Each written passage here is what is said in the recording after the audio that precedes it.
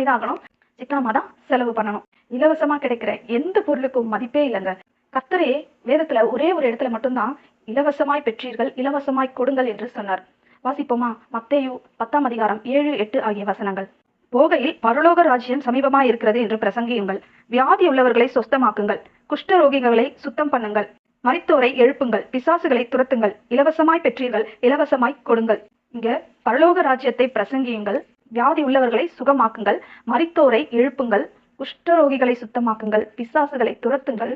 இவைகளை எல்லாம் நீங்கள் இலவசமாய் பெற்றீர்கள், இதை நீங்களும் இலவசமாய் கொடுங்கள் என்று இங்கே இயேசு கிறிஸ்து கூறுகிறார். சிலர் உங்ககிட்ட வந்து, உனக்கு பிசாசு துரத்த வேண்டுமா, பில்லி சூனிய கட்டிலிருந்து விடுபட வேண்டுமா, இவ்வளவு காணிக்க ஆகும் அப்படின்னா யாராவது உங்ககிட்ட வந்து சொன்னா நம்பாதீங்க. பணத்தை கொடுத்து ஏமாந்துடாதீங்க. இந்த இடத்துல இவ்வளவு நேரம் பேசணுமா, அதுக்கு இவ்வளவு காணிக்க அப்படின்னு சொன்னா அது வேண்டாம். உங்ககிட்ட வந்து ஒருத்தவங்க டிமாண்ட் பண்ணக்கூடாது. இவ்வளவு செலவாகும், இவ்வளவு ஆகும், இவ்வளவு கொடு